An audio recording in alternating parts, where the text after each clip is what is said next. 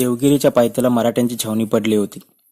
साऱ्या दौलताबादच्या चहूबाजूला तळ पसरला होता.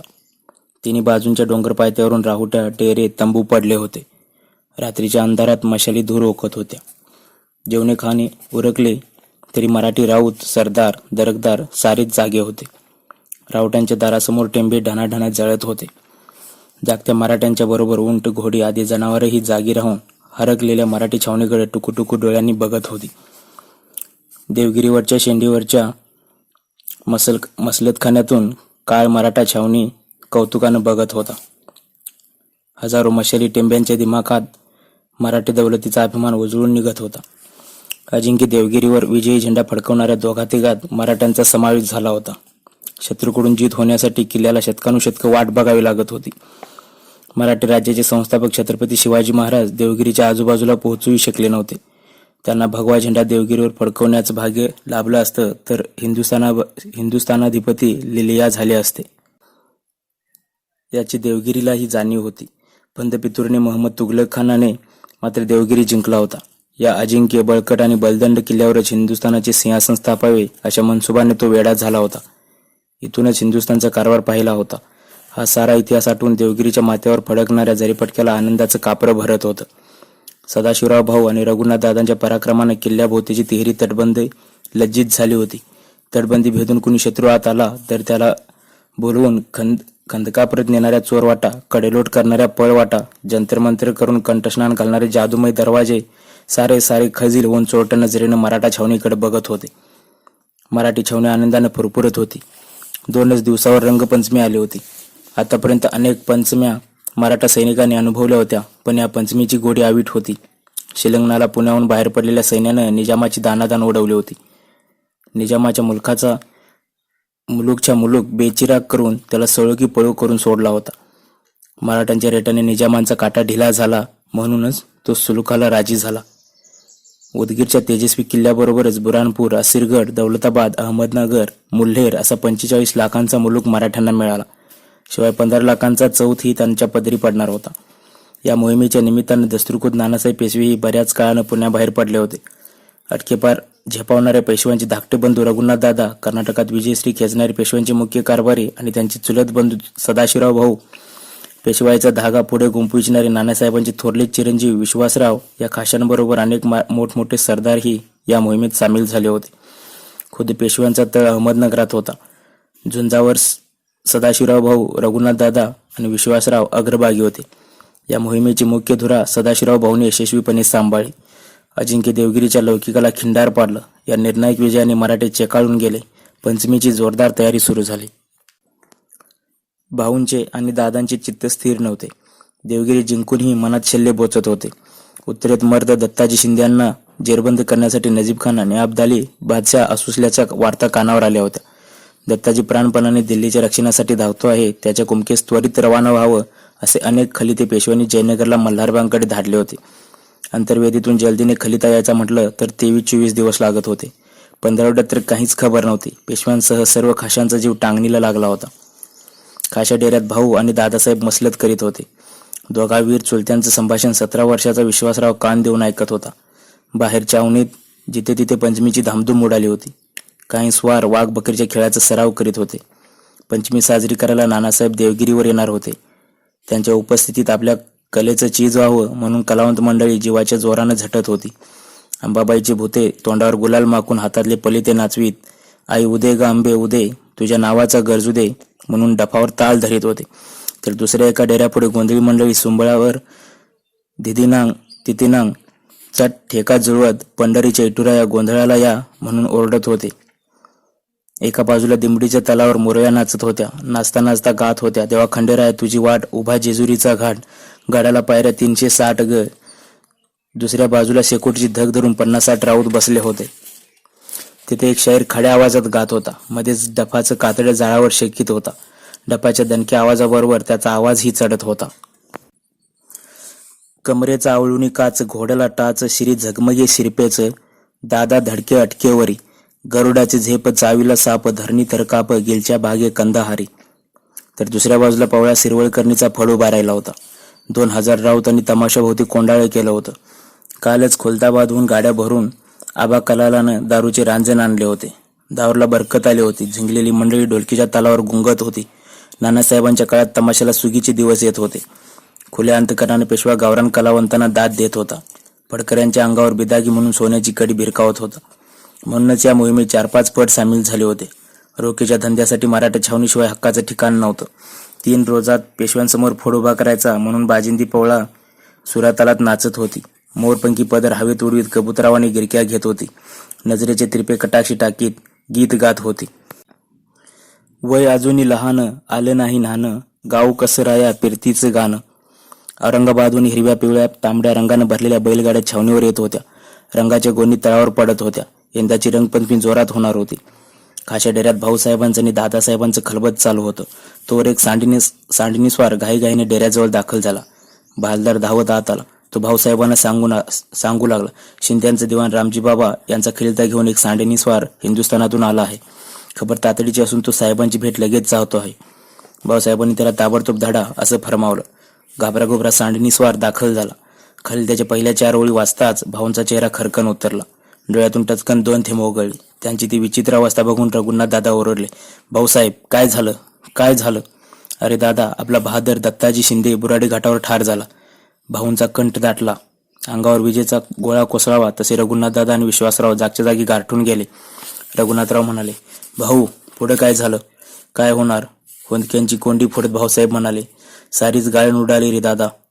शिंद्यांच्या फौजीची दानादान उडाली आहे. यशवंतराव जगदाळे, भोईटे, फलटणकर, भोसले असे एकापेक्षा एक खंदेवीर ठारे झाले आहेत. दिल्ली पठाणांनी हस्तगत केले आहे. अंतर्वेदीतले सारे अफगाण, माधवसिंग, सुजाउद्दौला, नजीब, सारा भारतवर्ष एक झाला आहे. शिंद्यांच्या पाठोपाठ होळकरांच्या सैन्याचीही गाळण उडत आहे. मराठ्यांची हिंदुस्थानातली सारी ठाणी उद्ध्वस्त बेचिराग झाली आहेत. खलिता वाचता वाचता भाऊंचे डोळे पाण्याने डबडबले. जलौघात अक्षरे अस्पष्ट दिसू लागली. त्यांनी शेल्याने डोळे पुसले. दुकानं व्याकुळ झालेल्या विश्वासरावाने विचारलं, काकासाहेब, जनकोजी बाबांचं काही कमी जास्त? सर्वांगाला जखमा आहेत. अजून वाहत आहेत जखमा. जाया होऊन चमेली पार पडले आहेत. दादा, शिंद्यांच्या जयापापाठोपाठ रणबहादूर दत्ताजीही नाहीसा झाला. शिंद्यांची धनदौलत बुडाली. मल्हारबाबांनी सुरू केलेल्या जंगाला फारसं यश लाभत नाही. गेल्या 10 वर्षात कष्टानं मराठशाहीचा उत्तरेत उभारलेला कुतुब मिनार ढासळला. 2 पिढ्यांचं रक्त वाया गेलं. खाशा डेऱ्यातली गडबड बघून शमशेर बहादर, सकराम बापू, बळवंतराव मेहेंदळे आदी सरदार खाशा डेऱ्यांकडे धावले. जहाज फुटू लागल्यावर गोंधळ उडावा तशी धांदळ डेऱ्याजवळ उडाली. इतक्यात दुसरा हरकारा अहमदनगरहून दौडीनं आला. नानासाहेबांचा खलिता पावला. त्यांनाही उत्तरेतल्या कल्लोळाची खबर जनकोजी बाबांच्या खलित्यावरून कळाली होती. खबर सत्यच निघाली होती. पेशव्याने उद्या पहाटेच कूच करून तातडीने परतुडाकडे यावे असा लष्कराला निरोप दिला होता. पेशवेही उत्तरेच्या रोखे परतुडाकडे कूच झाले होते. बुडणारी दौलत वाचवायची होती. एक एक फळी जोडायची होती. भाऊसाहेबांनी इशारा दिला तशी साहेबी नौबत झडू लागली. ताशांचे तडतड आवाज शेजारच्या डोंगर रानाला तटून कानावर आदळू लागले. करण्यांचा कर्कश आवाज कंठाळ्या बसवू लागला. अचानक कुठे कूच करावे लागणार या कल्पनेनं लष्कर हतबदल रंगाची तयार करणारे स्वार, राऊत, बाजारबुणगे खाशा डेऱ्यांकडे धावू लागले. निम्मे अर्धे निद्रेच्या स्वाधीन झालेले शिपाई तारवडून उठले. तेही खाशा डेऱ्याकडे पळू लागले. बघता बघता हजारो मराठा वीर अंधारात खाशा डेऱ्यांपुढे दाखल झाले. उत्तरेत दत्ताजी शिंदे पडल्याची बातमी दारूच्या कोठारला आग लावावी आणि कोठार भडकावे तशी छावणीभर भडकली. ज्यांनी दत्ताजीला पाहिला होता, त्याच्या संगतीत 4 दिवस काढले होते, त्याचा पराक्रम ऐकला होता असे सारे रडू लागले. काहींनी अतिशोकाने गळा काढला. सारा तळ हेलावून गेला. कैक भेदऱ्या नजरेनं एकमेकांकडे बघू लागले. भाऊसाहेबांच्या आवाजानं सारा तळ चिडीचूप झाला. भाऊ ओरडले, दत्ताजीने हिंदुस्थानासाठी बलिदान केलं. अहमद या करारानुसार दिल्लीच्या पातशाहीच्या रक्षणासाठी आमचा कोहिनूर अग्निकुंडात जळून खाक झाला. आता गिलच्यांचा सूड घेतला पाहिजे. परक्या शत्रूला हिंदुस्थानच्या हद्दीबाहेर फेकून दिलं पाहिजे. काळाने एवढा अमूल्य हिरा नेऊन मराठी राजावर घोर अन्याय केला आहे. झाल्या गोष्टीची इलाज नाही, पण आता झुंजायचं आहे. पुढची वाट अस्पष्ट आहे. 2 रोजात गोष्टी स्पष्ट होतील. त्यासाठीच भल्या पहाटे उठून परतुडाकडे कूच करायचं आहे. उगवत्या सूर्याला छावणीच्या तळावर सुतळीचा तोडा सुद्धा दिसायला नको एवढी जल्दी करायची आहे. उत्तर रात्रीपर्यंत भाऊसाहेब आणि दादासाहेब जागे होते. देवगिरीची व्यवस्था लावित होते. पहाटेच्या वक्ताला लष्कर जागं झालं. सूर्य उगवला तेव्हा मराठ्यांचं लष्कर नव्हे तर अर्ध्या लाखांचं शहर हत्ती घोड्यांसह देवगिरीच्या पुढे 5-7 कोस सरकलं होतं. अंबारीत बसलेले भाऊ आणि दादा पाठीमागे वळून पुन्हा पुन्हा बघत होते. दत्ताजीचं रक्त सर्वांगाला फासून तांबडा भेसूर दिसणारा देवगिरीचा जरीपटका अंतकरणाला चूड लावित होता. संताप आणि दुःखाच्या आवेगानं भाऊसाहेब आणि दादासाहेब अस्वपोषित होते. गलबललेला विश्वासराव आपल्या चुलत्याकडे पुन्हा पुन्हा बघत होता. रंगाचा बेरंग उडाला. मराठे हतबल झाले. मराठ्यांनी रंग उधळायच्या आधीच दत्ताजीने महिन्यापूर्वी यमुना काठावर आपल्या रक्तांची रंगपंचमी साजरी केली होती. देवगिरीवर रंग खेळावयास निघालेले नानासाहेब आंबे परतुडासहून पोहोचले होते. उत्तरेच्या भावी कारभाराच्या वाटाघाटी इथेच घडणार होत्या. पुढे काय आणि कसे या विवंचनेत मराठा लष्कर अडकले होते. तात्पुरत्या हलक्या राहुट्या डेरे परतुडाच्या रानात पूर्णा नदीच्या काठी पडले होते. जडशीळ सामान अंग गारटून पडलं होतं. खाशा डेऱ्यात नानासाहेब, रघुनाथराव, भाऊसाहेब, विश्वासराव, महादजी पुरंदरे, बळवंतराव मेहेंदळे, सकाराम बापू बोकील, शमशेर बहादूर, मानाजी पायगुडे, सोनाजी भापकर असे वेचक मराठावीर मसलतीस बसले होते. नानासाहेबांच्या चेहऱ्यावर उदगीर विजयाचा रंग केव्हाच पालटला होता. चेहरा चिंतेने ग्रासला होता. ते उदासवानी लोडाला रेलून बसले होते. पेशवे आता काय सांगणार आहेत म्हणून भाऊ दादांसह सारे नानासाहेबांच्या मुद्रेकडे बघत होते. निश्वास टाकीत नानासाहेब म्हणाले, दत्तबा म्हणजे शिवरायघरचा सिपाई होता. ऐसा पुत्र होणे नाही. राणोजींच्या कुळीचा उद्धार करीत लेख नाहीसा झाला. शिंदे होळकर एकदिल होऊन झुंजात भिडले असते तर पठाणांचे पारिपती केव्हाच झाले असते. पोर हकनाक वाया गेला. नानासाहेबांनी भाऊंना आदेश दिला. दत्ताजींच्या पत्नीच्या भगीरथीबाईंची नावे 24 खेड्यांचा सरंजाम जाहीर केला. नानासाहेबांच्या घोषणेने साऱ्यांना आनंद झाला. नानासाहेब म्हणाले, अब्दालीचा मोड करण्यासाठी दादाला याआधीच उत्तरेत धाडायचा होता. या ना त्या कारणाने ते राहून गेले आणि सारा बिघाड झाला. आता कोणी ना कोणी खाशाने दिल्लीकडे अव्वल तोफगोळ्यांसह रवाना व्हावे, अन्यथा उत्तरेत अर्धमेली झालेली मराठी माणसं पूर्ण मरून जातील, असेच तिकडचे सारे खलिते बोलतायत. कोणी एखादा सरदार धाडावा, खासा मोहरा व्यर्थ पाठवू नये, सकाराम बापू म्हणाले. मोहरा न पाठवून काय करायचं? भाऊसाहेब कडारले. उत्तर हिंदुस्थानची घडी साप बिघडली आहे. खाशाने झेप घेतल्याशिवाय उत्तरेत जरी पटका पहिल्यासारखा डवलानं फडकणार नाही. दादासाहेबांनी त्वरेने निघावं हे उत्तम. पहिल्या चुका आता करू नयेत. कष्टानं राज्य राखावं तरच बादशाहीही टिकेल, नानासाहेब बोलले. खुद्द पेशवे सरकारांनी आणि भाऊसाहेबांनीच मिळून उत्तरेत यावं अशी तिकडच्या मराठी माणसांची मागणी आहे, रघुनाथ दादा बोलले. आता तुम्ही कशाला? 15-20 वर्षामागे आम्ही तिकडे बहुत दौड केली. आता आमची उमेदीची वर्ष कसली? जंग तुम्हीच करायचा दादासाहेब. आपण त्वरेने निघावं. चुकांची उजळणी पुन्हा होऊ नये याची फक्त खबरदारी घ्या, नानासाहेब बोलले. चुकांची उजळणी म्हणजे? पेशव्यांचा मतलब आमच्या ध्यानी आला नाही दादासाहेब. मतलब सापच आहे. अनेक दिवसांच्या रोगांवर कायमचा इलाज करणं मध्येच न राहून भाऊसाहेब बोलू लागले. त्या पाप्याचा नजीबाचा पुरता बिमोड झाला नाही. दादासाहेब, पोटात नजीबरूपी तीर घुसला असता तो काढण्याआधी तुम्ही अटकेवर जरी पटका फडकावलात. आता त्या तीरानं मराठी राज्याची आतडी गोळा केलीत. राज्याच्या देहाचा लोळागोळा कधी होईल हे सांगवत नाही. भाऊसाहेब, अटकेवर झेंडा लावून हा पोरासोराचा खेळ नव्हता, मध्येच सकाराम बापू उसासून म्हणाले. दादासाहेबांनी साक्षात गगनाला गवसणी घातली. अकबराच्या काळातही जो भाग हिंदुस्थानात नव्हता त्या मुलकात भीमतट्ट उधळली. दादासाहेबांच्या पराक्रमाचा मुलायचा कोण बाळगतो? तेच कोणी कात्रेचा घाट जिंकला असता तर साऱ्यांनी गुढ्या तोडणं उभारून जय जयकार केला असता. बापू, आपण असं बोलू नये. जेव्हा भीमतट्ट अटक नदीचं पाणी प्यायले तेव्हा उभा महाराष्ट्र देश आनंदाने वेडा झाला. शाहिरांना कंठ फुटले, रयतेने हे कीर्ती गायली. यापुढेही मराठ्यांच्या इतिहासात दादासाहेबांनीच या एकाच कृतीनं अढळस्थान प्राप्त केलं आहे. पण अटकेवर बावटा फडकता फडकता काही चुका घडल्या ते आजही भोवतायत.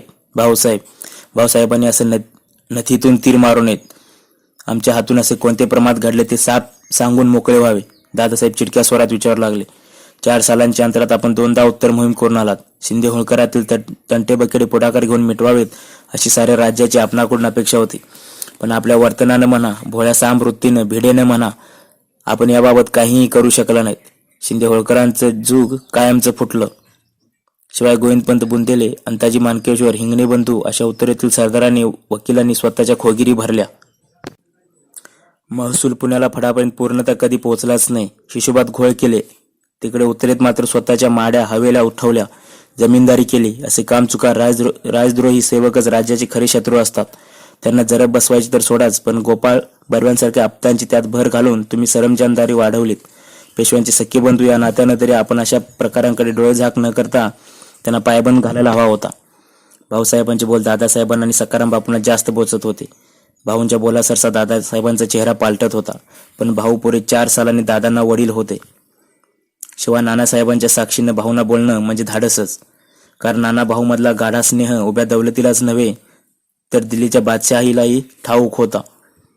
मसनदीवर नानासाहेब असले तरी राज्याचा बराच मोठा गाडा भाऊसाहेब हाकत होते. जशी बाजीरावाला धाकट्या बांधवाने चिमाजी अप्पांनी साथ दिली तशी चिमाजी अप्पांचा मुलगा भाऊ नानासाहेबांची संगत करीत होता. राजकारभारात भाऊ मनासारखी गोष्ट घडून आणणारच अशी सर्वांची धारणा होती. आज भाऊंचे तिखट बोल दादासाहेबांना निमूट ऐकावे लागत होते. उत्तरेच्या मोहिमेबाबत तपशीलवार वाटाघाटी सुरू होत्या. भाऊसाहेब म्हणाले, उत्तरेत कोणीही जाऊ दे, पण प्रकाश शत्रू हिंदुस्थानच्या सीमेबाहेर हाकललाच पाहिजे. दशकापूर्वी बादशाहीच्या रक्षणाचं व्रत मराठी राज्यानं उचललं होतं ते आपण पेललंच पाहिजे. सुजाउद्दौला माधोसिंग हे हिंदुस्थानी आहेत. त्यांचे आमचे तंटे बकेडे आम्ही आपापसात बसवून सोडू, पण अब्दाली रूपी परकीय घुसखोर नाहीसा केलाच पाहिजे.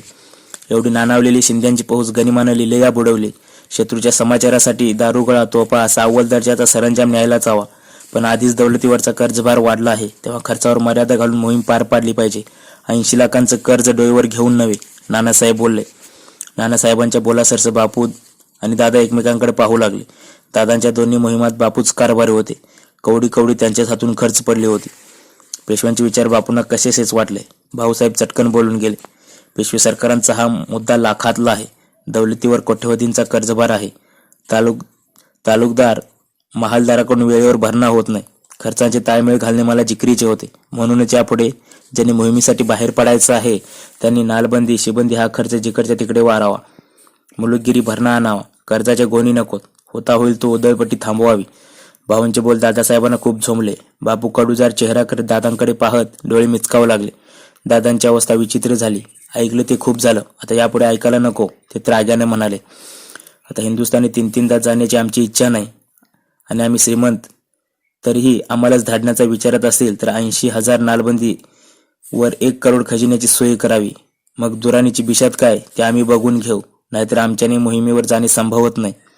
भाऊसाहेब म्हणाले, राज्य चालवायचं असेल तर खर्चाचा मेळ घातलाच पाहिजे. ऋण काढून सण न करता अर्ध्यातली कोर खाऊन दिवस काढावेत हा मराठी धर्म आहे. भाऊसाहेबांचे दोस्त बळवंतराव मेहेंदळे मागापासून बापूंचा कडू चेहरा निरखित होते. ते बापूंना डिवचत म्हणाले, ज्यांनी अटकेची भाषा करून एवढा कर्जाचा डोंगर उभारला त्याने अनेकदा संधी येऊनही अब्दालीशी सरळ सामना कधी केला का? बळवंतरावांचे हे शब्द ऐकताच दादासाहेबांची तापल्या तव्यावर शिंतोडी टाकताच चर्र व्हावे तशी अवस्था झाली. ललबून ते दादासाहेब बळवंतराकडे पाहत म्हणाले, मेहेंदळे जरा फड सोडा आणि रणात या. फडावरची खरडे घाशी आणि रणातला जंग यात महदंतर आहे म्हटलं. उभ्या दौलतीला कळू द्या तरी कोण गाझी कोण बोरू बहादर. दादासाहेब बळवंतरावांकडे बघून बोलत असले तरी त्यांचा घाव हा भाऊसाहेबांच्या जिवारी होता. साऱ्या खाशांच्या ध्यानात हा प्रकार आला. भाऊंची चर्या कठोर झाली. ते नानासाहेबांकडे बघू लागले. नानासाहेबांनाही झाला प्रकार बोचला. ते सारवासारव करीत म्हणाले, दादा तुमचे शब्द माघारी घ्या. उत्तरेच्या मोहिमेवर तुम्हाला पाठवलं याचा अर्थ भाऊला रण माहीत नाही का? भाऊंची महाजी बाबा बरोबरची कर्नाटक मोहीम, बहादूर भेंड्यांच्या किल्ल्यावरची चढाई, सावनूरच्या नवाबाची त्याने उडवलेली दमछाक, तुंगभद्रा आणि कोरेगावच्या लढाया लांब कशाला, त्याने नुकताच देवगिरीवर रोवलेला जरीपटका कोण विसरेल? मुत्सद्दी जसे त्यांच्या बोरूतूल शाहीला घाबरतात तसे थोर रणवीरांनी त्यांच्या तलवारीचं पाणीही चाकलं आहे. मसलतीचा रोख वैयक्तिक टीकेकडे जाऊ लागला. अजूनही पुऱ्या वाटाघाटी करायला पुन्हा बसायलाच हवे होते. आजची बैठक इथेच थांबवण्याचा इरादा पेशव्यांनी बोलून दाखवला. बा अदब बा मुलाहिजा च्या भालदार चोपदारांच्या आरोळ्या उठल्या. ताजीम स्वीकारित नानासाहेब खाजगीकडे निघाले. भाऊसाहेब आपल्या खाजगीकडे बसले होते. रात्रीच्या अंधाराचा मंद मंद समया आणि चिरागदानं प्रतिकार करीत होती. भोजन आटोपून भाऊ आणि त्यांचे बालमित्र नाना पुरंदरे लोडाला टेकून बसले होते. बाजूच्या कोपऱ्यात पार्वतीबाई गादीवर बसून होत्या. त्यांची पिवळी पैठणी रात्रीची गडद पिवळी दिसत होती. समईच्या प्रकाशात तिची किनार चमकत होती. हिऱ्याची नथ नाकात चमकत होती. 18-19 वयाच्या गोऱ्यापान पार्वतीबाई अंगावर काश्मीरी शाल पांघरून बसल्या होत्या. आपल्या धीरगंभीर पतीची अधिक गंभीर मुद्रा पुन्हा पुन्हा बघत होत्या. आज मसलतीत रघुनाथरावांनी भाऊच्या तोंडास तोंड दिल्याची वार्ता एव्हाना साऱ्या लष्करात पसरली होती. भाऊंच्या बदलत्या चर्येबरोबर पार्वतीबाईंचाही नूर पालटला होता. त्या हवालदिल होऊन भाऊंकडे एकटक बघत होत्या. भाऊंच्या शेजारी बसलेले नाना पुरंदरे भाऊंच्या आगळ्या दर्शनानं बावरून गेले होते. नानांनीच कोंडी फोडली. भाऊसाहेब, आपण असे अस्वस्थ आणि चिंताक्रांत होऊन कसे चालेल? आपण पेशवाईचे मुख्य दिवाण, कारभारी, थोर मनानं इतरांच्या प्रमादांकडे दुर्लक्ष करायचं, क्षमाशील राहायचं. आपणच डोक्यात राग घालून कसे चालेल? उंच बांध्याचे आणि मजबूत हाडापेरांचे भाऊ तसे अनिच्छल राहिले. त्यांचा हजारो नमस्कारांनी आणि तालीमबाजीने तगडा झालेला बलदंड देह उग्र भासू लागला. गौर मुद्रेवर साचलेले घर्मबिंदू सेलानं पुशीत भाऊ बोलते झाले. नाना, कोणी समजून घेणारं भेटलं तर समजावण्याचा उपयोग. आता सारंच माझ्या बुद्धीबाहेर जाऊ लागलं आहे. जणू काही माझ्या स्वार्थासाठी मी हा गाडा हाकतो आहे. नाना, बालपणापासून मी एकाकी, तो एकाकीच बघ. जन्मदात्या मातापितांच्या मुद्रा स्पष्ट सुद्धा आठवत नाहीत. 24-25 दिवसांचा इवलासा होतो मी. पाळण्यात ट्या करीत असतानाच मातोश्री मला सोडून देवाघरी गेल्या. तीर्थरूप आप्पा थोरल्या पेशव्यांबरोबर बाहेर मोहिमेवरच असायचे. दसऱ्याला जी मोहीम सुरू ते कोसळत्या पावसाबरोबरच तीर्थरूप शनिवार वाड्यात माघारात यायचे. परदेशी पाकरागत भेटी व्हायच्या आमच्या. पावसातल्या 3-4 मासात पुन्हा त्यांचे हिसाब किताब. त्यातूनच अधूनमधून सातारला महाराजांकडे खेपा. नुकतंच कुठं कळू लागलं होतं. चुलते बाजीराव पेशव्यांनी तीर्थरूप आप्पा यांच्या विजयी दुंदुंबी उमजू लागल्या होत्या. तोच अकस्मात थोरले पेशवे देवाघरी गेले. त्या दोघांचं नातं दुधापाण्यासारखं. एक गेला आणि दुसरा खचून गेला. शोकानं तीर्थरूप उमाळून गेले आणि अवघ्या 8-9 महिन्यातच उन्मळून पडले. मी एकाकी, तो एकाकीच राहिलो. शनिवार वाड्यापुढे अनेक नौबती झडत होत्या. चारी मुलूक चित करून जरीपटका डौलाने फडकत नाचत येत होता. पण मी बिन आई बापाचा एकाकी पोर म्हणजे काय असतं हे अनुभवत होतो. आजी राधाबाई साहेब नसत्या तर भाऊ कदाचित आज दिसलाही नसता. तीर्थरूप पेशव्याने आपली लाड पुरवली नाहीत असं कोण म्हणेल? पार्वतीबाईंनी विचारलं. त्यांचे उपकार विसरणे इतका कृतज्ञ मी नक्कीच नाही. आज जे काही थोडं धाकलं मोठेपण मला प्राप्त झालं ही त्यांचीच कृपा. पण बाळपणीचा काळ त्यांच्या सहवासात कंटाळता आला नाही. आज रघुनाथराव काहीही बोलू देत, पण मला तेव्हा आजीसाहेबांनी आम्हा सर्व मुलांच्या शिक्षणाची व्यवस्था साताऱ्याला लावली होती. तेव्हा शाहू महाराज आम्हा पेशव्यांच्या पोरांना घरचेच म्हणून राजकारणाचे धडे द्यायचे. आम्ही सारे सातारच्या मातीत कृष्णीच्या पाण्यावर पोसून मोठे झालो. मी, रघुनाथ आणि जनोबा एकत्रच वाढत होतो. कधी माहुलीच्या घाटावर जाऊन डुबक्या मार, तर कधी अजिंक्य ताऱ्यावर जाऊन सूरपारंब्या खेळ. कधी कधी घोडदौडीत आम्ही जावळीच्या मुलखात जात असू. ती झाडी झुडपातून रपेट मारताना साक्षात शिवकाळात पोचल्याचा भास व्हायचा. दांडपट्टा, अश्वारोहण, मल्लविद्या, नमस्कार यांचं शिक्षण साताऱ्याच्याच भूमीत झालं. कृष्णाकाठच्या वाळूवर आम्हा पोरासोरांच्या रंगलेल्या कुस्त्या अजून माझ्या स्मरणात आहेत. स्वतः महाराज आपल्या सिंहासना शेजारी आम्हा पोरांना बसवत राज्यकारभाराचे धडे देत. कधी कधी माहुली, कोरेगाव, वरणे, निनामपाडळी अशा आजूबाजूच्या खेड्यापाड्यात तंटे सोडवायला महाराज आमची रवानगी करीत. रघुनाथ 8 वर्षाचा आणि मी 12 वर्षाचा होतो तेव्हा नानासाहेब पेशवे झाले होते. दिल्लीच्या मार्गावर असताना त्याने उदयपूरहून रघुनाथाच्या नावे खैलता धाडला. तो खैलता घेऊन रघुनाथ भाऊ भाऊ करून माझ्याकडे धावत आला. त्या काळात नानासाहेबांची माझ्यावरच केवढी कृपा होती. भाऊंच्या हातून नीट धडे घे असं त्यांनी रघुनाथला पुन्हा पुन्हा बजावलं होतं. तेव्हा आप्पा गेले असले तरी पेशवे मला त्या जागी पूज्य वाटायचे.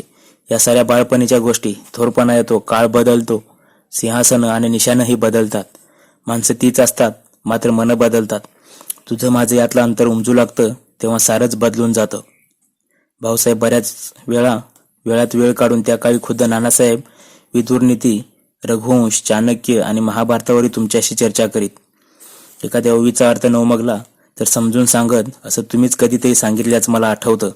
मग मी विचारतो, पुढे तुम्हा उभयंतात नाही म्हटलं तरी थोडा दुरावा आला, त्याचं खरं कारण काय? पुरंदरे विचारू लागले.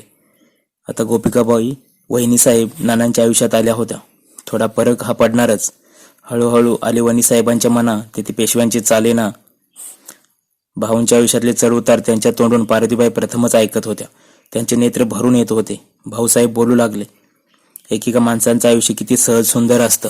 जांभळाच्या झाडाखाली झोपावं आणि मधाळ फळ ढाळीवरून अलगद पडून ओठातून पोटात जावं. काहींना भूक नसली तरी फळ मुखात कोंबलं जातं, तर आमच्यासारख्यांच्या आयुष्यात फळाचं दर्शनच घडत नाही. हर एक वेळी फळांसाठी जंग करावा लागतो. माझं आयुष्य विजयी असूनही ते पराभूतांसारखं भासतं. माझ्या हर एक विजयाला पराभवाची किनार आहे. पावलोपावली संघर्ष, सहसा फलप्राप्ती नाहीच. बाजीराव साहेब वारले आणि आप्पा नानासाहेबांना घेऊन सातारला गेले.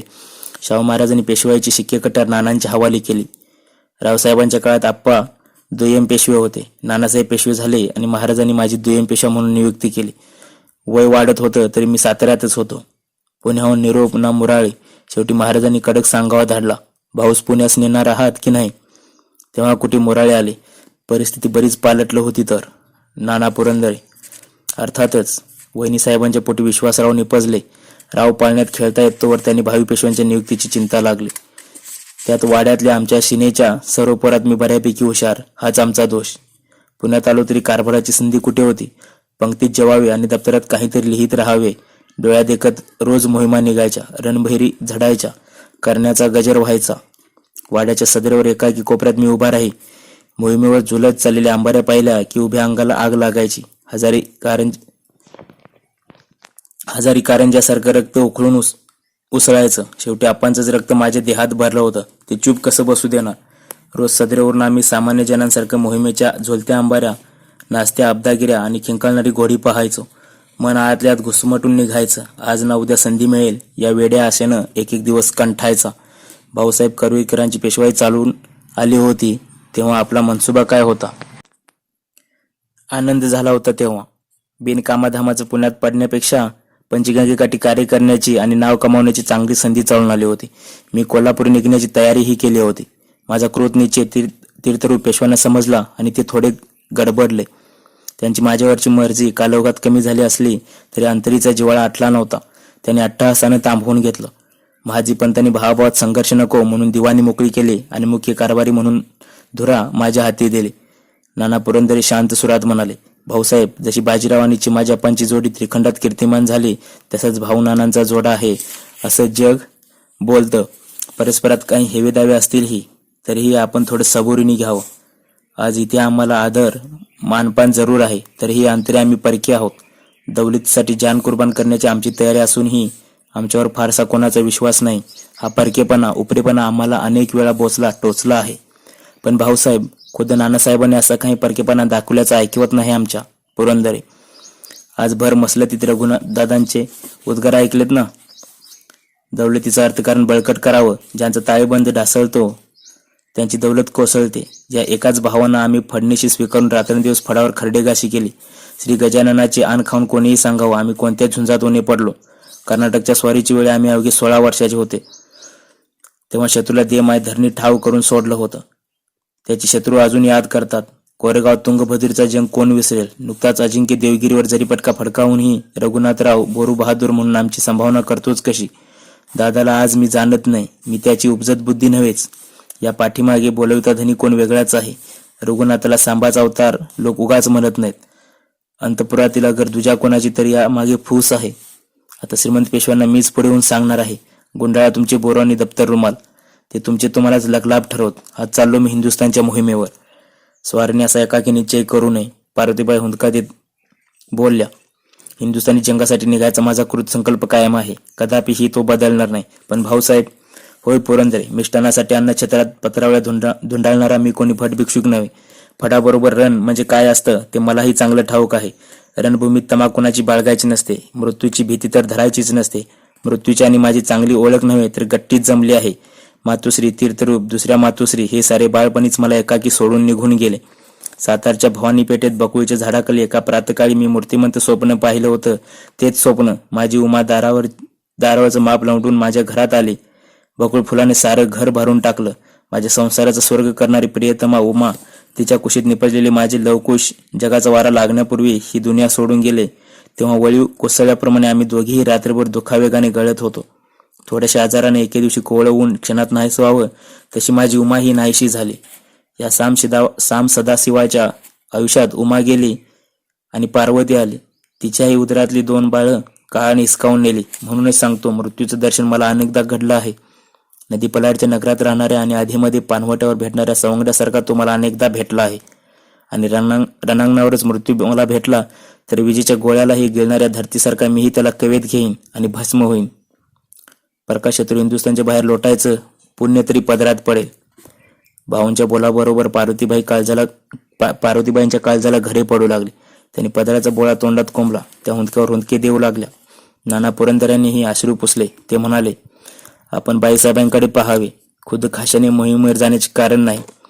हा माझा कृतनिश्चय काळही बदलू शकणार नाही. भाऊसाहेब कडाडले. आता यापुढे भाऊसाहेबांचा पेशवाईवर डोळा आहे म्हणून कोणी अंतपुरात तळमळू नये, बोटे मोडू नयेत. वीरांचं स्वर्ग म्हणजे रणांगण. त्यांचं आढळ सिंहासन याच स्वर्गात असतं. त्या दिव्याचीच मला प्राप्ती करायची आहे. आपांचा पोर बोरू बहादूर नसून तो रणगाजी आहे हे मला पुन्हा एकदा आम दुनियाला दाखवायचं आहे. आता फिरून माघार नाही. किल्ला सर होत नसेल तर माझी गर्दन छटा आणि तोपेत ठासून मला बत्ती द्या. माझी मुंडी तरी वसईच्या तटबंदीच्या आत जाऊ दे. नानासाहेब पेशवे डोईवरचा मंदिर बाजूस ठेवून आणि अंगरका सैल करून खाशा बेचाळीतीवर पडले होते. दोन्ही बाजूस दोन तिलोत्तमा वाळ्याच्या पंख्याने वारा घालीत होत्या. 40 वर्षे उमर असलेल्या नानासाहेबांना थकवा जाणवत होता. गेल्या 2 वर्षात अनेक विकारांना तोंड द्यावे लागत होते. पेशवाई मिळून 20 वर्षे लोटले होते. पहिल्या 10-12 वर्षात त्यांनी हिंदुस्थानभर रपेट मारले होते. त्यांना शाहूराजांनी सातारच्या दरबारात पेशवाईची शिक्के कट्यार आणि वस्त्र दिली तेव्हा बाबूजी नाईक बारामतीकर, रघुजी भोसले नागपूरकर, दाभाडे पंतप्रतिनिधी अशा मातबर मराठा सरदारांनी विरोध केला होता. पेशवाई ही वंश परंपरागत नव्हती, त्यामुळे बाजीरावांनंतर कोण हा प्रश्न मराठी राजापुढे उभा टाकला होता. पण चिमाजी अप्पांची शिष्टाई सफल झाली. कडव्या विरोधाला न जुमानता शाहूराजांनी नानासाहेबांना वस्त्रे प्रदान केली. अवघ्या 20 वर्षाचा बाजीरावाचा पोर नाव कमावेल अशी शाहूंची खातर जमा झाली होती. शिवाय सातारच्या भूमीतच नानासाहेबांनी विद्यार्थी दशेतले धडे गिरवले होते. समारंभात चिमाजी अप्पा आणि महाजी पुरंदरे यांनाही वस्त्रे बहाल करण्यात आली. नानासाहेबांनी महाराजांना मुजरा केला तेव्हा त्यांच्या खांद्यावर हात ठेवून शाहूराजे म्हणाले, तीर्थरूपांसारखे थोर व्हा, सकल पृथ्वीचे राज्य करा. शाहूराजांचे शब्द साक्षात आणण्यासाठी नानासाहेबांनी उत्तर हिंदुस्थानात दौड मारली. 2-3 वर्षे गंगा यमुनीचे खोरे दणाणून सोडले. हिंदू पदपातशाही ध्येयाने प्रेरित होऊन कार्य आरंभले. 1751-52 मध्ये त्यांच्या शिंदे होळकर या सरदाराने अहमदिया करार घडवून आणला. दिल्लीपतीचे संरक्षण महाराष्ट्रात देशाच्या हाती आले. पेशव्यांचा प्रतिनिधी म्हणून अंताजी मानकेश्वर 5000 सैन्यानिशी दिल्लीच्या रक्षणास राजधानीत कायमचा राहिला. नानासाहेब ही वस्त्रे आगीची आहेत अशी साताराहून पुण्यास परतताना चिमाजी अप्पांनी पेशव्यांना जाणीव करून दिली होती. त्याची सही ठेवून निजामाला सिंदखेडला 2 वेळा बुडवण्यात आलं. देवगिरी पडला. नानासाहेबांनी दमाजी गायकवाडाचे बंड मोडून त्याला जेरीस आणला. अर्धा गुजरात मांडीखाली घेतला. तुळ्या जांगऱ्यांचा पराभव इंग्रजांच्या सहाय्याने केला. अशा नाना प्रसंगांना आणि व्यक्तींना नानासाहेबांना तोंड द्यावं लागलं. जेव्हा रघुनाथाने अटकेवर झेंडा फडकवला तेव्हा त्यांना कृत्य वाटलं. अनेक दगदगीत, कटकटीत आणि धावपळीत गुंतलेल्या नानासाहेबांना जेव्हा रघुनाथदादा आणि सदाशिवराव करते झाले तेव्हा हायसं वाटलं. हळूहळू या दोन्ही चाकावर भार देऊन पेशवे निवांत पडू लागले. निवांतपणाच्या जागी विलास, चैन आणि इश्कबाजी चोराच्या पावलाने आली आणि सावाच्या तोऱ्यात नांदू लागली. त्यातच त्यांची प्रकृती अलीकडच्या काही वर्षातच वरचेवर बिघडत होती आणि ते हवालदिल होत होते. आज सुद्धा अंगात साधारण कणकणी जाणवत होती. थोड्या वेळापूर्वी राजवैद्य औषध देऊन गेले होते. आधीच आजार आणि त्यात उत्तरेकडच्या खेळखंडोबाची वार्ता यामुळे पेशवे बेचैन झाले होते. धड झोप ही येत नव्हती आणि उठावसही वाटेना. इतक्यात गोपिकाबाई तरातरा चालीनं आल्या. तशा दोघी नाटकशाळा बाहेर निघून गेल्या. पेशव्यांच्या अंगाला हात लावून रजईवर गोपिकाबाई बसल्या. अंगावरच्या शालीची भाळ मारता मारता त्या बोलल्या, इकडची स्वारी आणि भाऊसाहेब दोघी मिळून हिंदुस्थानच्या स्वारीवर चाललेत असं ऐकलं, ते खरं आहे का? आता तिकडील परिस्थितीत अशी ढासळी आहे की हिंदुस्थान सावरण्यासाठी पेशव्यांच्या कुटुंबातीलच कोणी खासा रवाना झाला पाहिजे अशी लोकांची धारणा आहे. गंगा यमुनेच्या खोऱ्यातून अंतर्वेदीतून अनेक दिवसांची मागणी आहे की नाना भाऊंनी मिळून मोठ्या फौजेनेशी हिंदुस्थानी दाखल व्हावं. मी तसा मनसुबाही केला होता, पण माझी ही ढासळती स्थिती कामच देईना. मी सकाळीच भाऊंना कळवून टाकलं, फौज बंद व्हा आणि मोहिमेवर निघा. याचा दुसरा अर्थ रघुनाथ भाऊजींना अपात्र समजून भाऊसाहेबांच्या हाती मोहीम दिली जात आहे. कोणालाही हे गैरच दिसेल. कोण गैर आणि कोण चांगला याचा जाब काळच देत असतो. नानासाहेब गंभीरपणे बोलू लागले. शिवाय याआधी 2दा रघुनाथरावांना मर्दुमकीची संधी आम्ही दिलीच होती. याचा अर्थ भाऊजींनी काहीच मर्दुमकी दाखवली नाही का? अटकेवर जरी पडका कोणी फडकावला. दादांच्या पराक्रमाबद्दल मला सार्थ अभिमान आहे, पण ही स्थिती वेगळी आहे. हिंदुस्थानी रोहिले, पठाण, कंधारवासी दोरानी, त्यात गंगापारचे जमीनदार, तालुकदार असे सारे राहुकेतू एक झाले आहेत. त्याने उभं रान भारून टाकलं आहे. आज हिंदुस्थानी स्थायिक झालेल्या सरदारांना प्रसंगी सावरून, प्रसंगी ठोकून एक करायला हवं. अंताजी मानकेश्वर, हिंगणे बंधू, गोपाळराव बर्वे, गोविंदपंत बुंदेले असे उत्तरेत पाठवलेले आपले रखवालदारच आपली दौलत तिकडच्या तिकडे लुटू लागले आहेत. प्रसंगी त्यांच्या पाठीवर हात टाकून त्यांना वठणीवर आणून परचक्राविरोधी झुंजास उभं केलं पाहिजे. यासाठी शिस्तीचा सेनापती आणि अव्वल दर्जाचा मुत्सद द्यावा. आपल्या भोळ्या दादाला कोणीही क्षणार्धात भारून टाकेल. त्याऐवजी सद्यस्थितीत कर्तव्य कठोर आणि चतुरस्त्र अशा भाऊंचीच गरज आहे. प्रसंगी भाऊंचा वचक माझ्यापेक्षा जास्त फौजेवर आणि मुत्सद्यावर पडतो अशी काही ठिकाणी कुजबूज चालते, ती सत्यच आहे. दादांच्या याआधीच्या दोन्ही उत्तर मोहिमात कर्जाचा डोंगर उभा राहिला.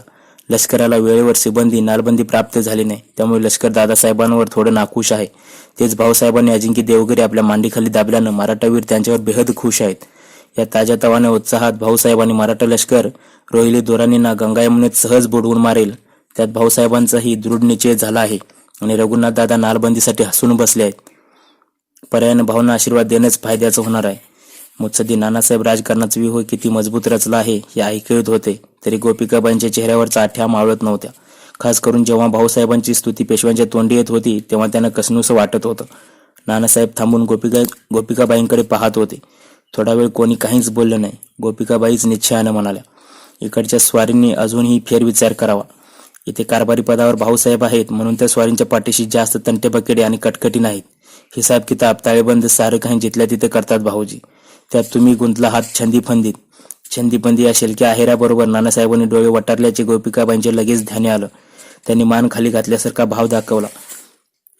न राहून नानासाहेब म्हणाले, भाऊबद्दल आपला हा दुराग्रह बरा नव्हे. तुम्ही कितीही सारवासारव केले तरी भाऊसाहेबांबद्दल आपली काय मते आहेत ते साऱ्या शनिवार वाड्यालाच माहीत. त्याचबरोबर निम्म्या पुण्याला माहीत आहे. जेव्हा शाहूराजांनी भाऊंना पुण्यास आणायला भाग पाडले, जेव्हा एवढ्याशा भाऊंचे शनिवार वाड्यात पदार्पण झाले, त्या दिवशीची तुमची मुद्रा पाहण्यासारखीच होती. अजूनही आठवतो मला तुमचा तो मुखचंद्रमा. भाऊ कर्नाटकातला बंडावा निपटण्यासाठी चालले होते. तेव्हा ते तिकडे जाऊन वेगळे काही करतील म्हणून तुमच्या मनात नाना शंका डोकावल्या. तुमच्या हट्टामुळे भाऊंना परत बोलवण्यासाठी आम्ही चिठ्ठी घेऊन सांडणी धाडली, तरीही भाऊ आले नाहीत. म्हणून त्यांना आणण्यासाठी तुम्ही खुद्द आम्हाला 20 कोस जुलमानं पुढे धाडलं. केवढा गैरविश्वासा. शेवटी तो आप्पांच्या रक्तमांसांचाच गोळा आहे. त्यालाही असले निंदे प्रकार जाणवत नसतील का? पण आपल्या पोरांना ठिकाणा नाहीसा करतील असंच ना. किती वेळा हा धोशा ऐकायचा आम्ही. आणि साऱ्यांचेच भाऊबंद असे नसतात. असेल हिंमत तर तुमचीही लेकर राहतील आयुष्यात उभी आणि बसतील मसनदीवर. पण पोरांच्या भविष्याची वृत्ता काळजी बाळगून जेव्हा तेव्हा संशयानं भाऊला पाहण्यात काय अर्थ? तुमच्यामुळेच रघुनाथ दादा सुद्धा भाऊबद्दल एवढा दुराग्रह झाला आहे की भर मसलतीत काल त्यांनी भाऊंची बोरू बहादर म्हणून संभावना करावी. पेशवाची तमन्ना बाळगून असल्याचं भाऊसाहेब कधी कोणाकडे चोरून तरी बोलले आहेत का? जसे तीर्थरूपांची सावली होऊन त्यांच्या पाठीशी आप्पा गंभीरपणे उभे राहत होते, तसेच भाऊ. खायचं एक आणि लिहायचं दुसरं. जेव्हा करवीरकरांकडची पेशवाई चालून आली होती तेव्हा गुडघ्याला बाशिंग बांधून कोण बसलं होतं ते तरी उभ्या पुण्याला माहीत आहे. गोपिकाबाईंकडे नानासाहेबांनी तिरस्कारयुक्त नजरेने पाहिलं आणि ते बोलले, तेव्हा तुम्ही खूप तरुण आणि कमालीच्या सुंदर दिसत होतात ना. पेशव्यानं सुंदर चेहऱ्याचा अनावर मोह आहे हे सारी रयत जाणतेच. तुमचं सौंदर्य कवेत घेतलं आणि तुमच्यातला विखारही माझ्यात भिनला. सत्यातली रेखा पुसट झाली. ज्या भाऊंवर लग्नाआधी मी पोटच्या गोळ्याप्रमाणे प्रेम करीत होतो तो माझ्या डोळ्यांना परका उपरा भासू लागला. बिन मातापिताच्या त्या लेकराची कोंडी झाली. वाड्यात येऊन हरदिन नुसत्या पंक्ती झोडत बसायला तो अन्न छत्रातल्या पत्रावळ्या धुणणारा भिक्षुक नव्हता. ते मर्दाच रक्त, ते स्वस्थ कसं बसणार? आमच्या लेकी त्यांना करवीरकरांचीच काय, पण अन्य कोणाचीही पेशवाई पत्करली असती तरी आम्हाला तो गुन्हा वाटला नसता. अशाच उत्तराची स्वामींकडून अपेक्षा होती. आजकाल तुम्हाला 1000 जेव्हा फुटू लागले आहेत. मगाच आपण छंदीबंदी म्हणालात. नाटकशाळा, ऐशाराम यामध्ये आम्ही मशगूल असतो म्हणून जेव्हा तेव्हा दोष देत सुटता आम्हाला. आमची बिघडलेली मनस्थिती बघून आमच्या जीवाभावाच्या लोकांबद्दल कान फुकता, जेणेकरून आमची माणसं दुखावतील. म्हटले ना, परबुद्धी विनाशाय, स्त्रीबुद्धी प्रलयंगता. जाऊ दे, भाऊंचे जे नशीब असेल ते होईल. एकटे भाऊसाहेबच निघणार आहेत की मोहिमेवर? गोपिकाबाई विचारू लागला. पार्वतीबाई ही जातील सोबत. असं का? काय बिघडलं त्यांच्यात? तुम्ही आमच्यासोबत उत्तर हिंदुस्थानात थोडा का पालथा घातला आहे? तीर्थरूपांनी येवणी ठेवली तेव्हापासून आमच्या आजीसाहेबांनी धडाच घेतला होता. बायका पोरे पाठीमागे टाकून मराठीवीर 12 मासातले 8 मास बाहेरच हिंडतात नि वाईट साईट नाद छंदबंद जडतात. त्याऐवजी आपल्या बायकासोबत नेल्या तर काय बिघडलं? त्याच न्यायानं तुम्ही आमच्याबरोबर मोहिमेवर येऊ लागला. तशा साऱ्या सरदारांच्या पालख्यांनी मेनेही त्यांची सोबत करू लागले. गेल्या 10-15 सालात हा रिवाजच पडला. शिवाय पार्वतीबाई म्हणजे बिन लेकराबाळाची माऊली. त्यात भाऊसाहेब म्हणजे जातीचा कर्मवीर. बिना अन्न पाण्याचा तासन तास बसेल. तेच पार्वतीबाई संगी असतील तर त्यांच्या तब्येतीचे हेसान तरी थांबेल. बराच वेळ कोणी कोणास बोललं नाही. भाऊंच्या प्रीतीनं गलबलेला नानासाहेबांचा भाव थोडा कमी होऊ दिला आणि गोपिकाबाई हळूच म्हणाल्या, विश्वासरावांना ही मोहिमेत धाडायचा निश्चय केला आहे आम्ही. नानासाहेब चमकले. मुद्रेवर रागाच्या चिडीच्या रेषा उमटल्या. सखेद आश्चर्याने ते विचारू लागले, रावांना आणि मोहिमेत? ते कशा पै? इथे वाड्यात राहून गौरीतल्या पोरींप्रमाणे त्यांनी झिम्मा खेळावा का? त्यांनीही लढाया चढाया करारमदार राज्यकारभाराचे धडे गिरवायला नकोत का? रावांना युद्धाचा अनुभव नाही असे कोण म्हणेल? सिंदखेडच्या स्वारीत त्यांनी मर्दाच्या पोटी जन्म घेऊन सार्थक केल्याचं दाखवलं. पण ही मोहीम साधी नाही. नानासाहेब गंभीरपणे म्हणाले, कशाला माझ्या 17-18 वर्षाच्या राजबिंड्या लेकराला उत्तरेत पाठवायचा आग्रह धरतेस? चंद्रकोरेने ही लाजून चूर व्हावं असं माझ्या लेकराचं सौंदर्य. त्या सौंदर्याला यवनांची दृष्टी लागू नये. स्वाऱ्या शिकाऱ्या करायला अजून भरपूर उंमर आहे त्यांची. सौंदर्यापेक्षा मी त्यांच्या मसनदीची भावी पेशवाईची काळजी करते आहे. गोपिकाबाई बोलून गेल्या. गोपिकाबाईंच्या शब्दांनी नानासाहेब रक्तबंबाळ झाले. संतापानं चेहरा फुलला. दात ओठ खात ते बोलले, पाहिलेच गोपिके, भाऊंबद्दल तुझ्या अंतरी किती दुराग्रह आहे. भाऊने कदाचित उत्तर हिंदुस्थान जिंकला तर तो हिंदुस्थानचा बादशाह होईल, हीच तुझी भीती ना? यापेक्षा या पाठीमागे तुझा दुसरा कोणता हेतू दिसत नाही आम्हाला. गोपिकाबाई ताट झाल्या. तिखट शब्दात नानासाहेबांना प्रतिशब्द करू लागला. स्वारींनी काही समजावं, पण मी स्पष्ट बोलते, आमची पोरे नेबळट बैदुलासारखी राहावीत असं आम्हाला मुळीच वाटत नाही. बैल होऊन त्यांनी पेशव्यांच्या गव्हाणीत हिरे चुरडायला नकोत, तर त्यांनी तलवारी हातात घेऊन रणात झुंजासाठी उभं राहायला हवं.